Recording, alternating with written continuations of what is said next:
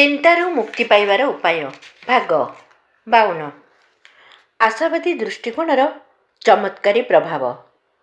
ଦୃଷ୍ଟିକୋଣରେ ପାର୍ଥକ୍ୟ ଥିଲେ ମନ କିପରି ଶକ୍ତିଶାଳୀ ବା ଦୁର୍ବଳ ହୁଏ ସେ ବିଷୟରେ J.A. ହେଡଫିଲ୍ଡଙ୍କର ପ୍ରଣୀତ ପୁସ୍ତକରେ ବର୍ଣ୍ଣନା କରାଯାଇଛି।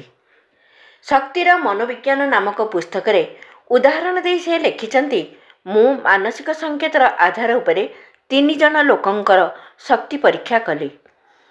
ଡାଇନାମୋମିଟରକୁ ଧରି ରଖିବା ପ୍ରକ୍ରିୟା ଦ୍ୱାରା ଏହି ଶକ୍ତି ପରୀକ୍ଷା ହୋଇଥିଲା।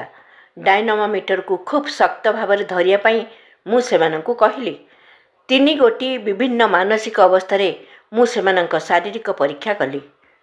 ସାଧାରଣ ଭାବରେ କାମ କରୁଥିବା ଅବସ୍ଥାରେ ମୁଁ ଯେତେବେଳେ ସେମାନଙ୍କୁ ପରୀକ୍ଷା କଲି ସେତେବେଳେ ସେମାନଙ୍କର ଧରିବାର ଶକ୍ତି ଥିଲା ହାରାହାରି 101 ପାଉଣ୍ଡ। ଏହାପରେ ସେମାନେ ଦୁର୍ବଳ ବୋଲି ମାନସିକ ସଂକେତ ମାଧ୍ୟମରେ ସୂଚନା ଦିଆଗଲା ଏବଂ ସେମାନଙ୍କଠାରେ ଦୁର୍ବଳ ହେବାର ଚିହ୍ନ ଦେଖାଗଲା। ଏହି ସଂକେତର ପ୍ରଭାବ ପ୍ରତିକୂଳ ହେଲା। ସେମାନଙ୍କ ଧରିବାର ଶକ୍ତି କେବଳ 29 ପାଉଣ୍ଡକୁ ଖସି ଆସିଥିଲା। ଏହାପରେ ସମ୍ମୋହନ ଦ୍ୱାରା ସେମାନଙ୍କ ଦୁର୍ବଳତା ଓ ଶକ୍ତିହୀନତାର ସଂକେତ ବାରମ୍ବାର ଦିଆଗଲା।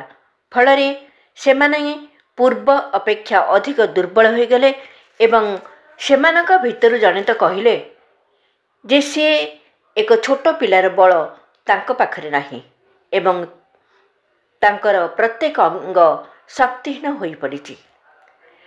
ଏହାପରେ ସୃଜନାତ୍ମକ ଏବଂ ପୁଷ୍ଟ ସଂକେତ ଦେଇ ସେମାନଙ୍କର ଶାରୀରିକ ଶକ୍ତି ପରୀକ୍ଷା କରାଗଲା। ସେମାନଙ୍କୁ ଆଦେଶ ଦିଆଗଲା, ତୁମେ ଦୃଢ଼, ତୁମେ ଶକ୍ତିଶାଳୀ। ଏ ସଂକେତ ଚମତ୍କାର ପ୍ରଭାବ ଦେଖାଇଲା। ସେମାନଙ୍କ ଧରିବାର ଶକ୍ତି 142 ପାଉଣ୍ଡ ହୋଇଗଲା।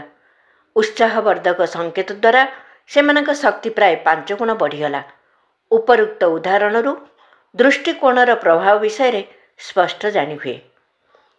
କ୍ରମଶଃ ଆଗାମୀ ଭାଗରେ ଆହୁରି ବିଚାରକ୍ରାନ୍ତି ଦୂତ ୟୁଟ୍ୟୁବ୍ ଓଡ଼ିଆ ଚ୍ୟାନେଲକୁ ସବସ୍କ୍ରାଇବ୍ କରିବା ସହ ପରବର୍ତ୍ତୀ ଭିଡ଼ିଓ ପ୍ରାପ୍ତ କରିବା ପାଇଁ ବେଲ୍ ଆଇକନ୍ ଦବାନ୍ତୁ ଏବଂ ବିଚାରକ୍ରାନ୍ତି ଦୂତ ଓଡ଼ିଆ ଫେସବୁକ୍ ଓ ଇନଷ୍ଟାଗ୍ରାମ ସହ ଯୋଡ଼ି ହୁଅନ୍ତୁ।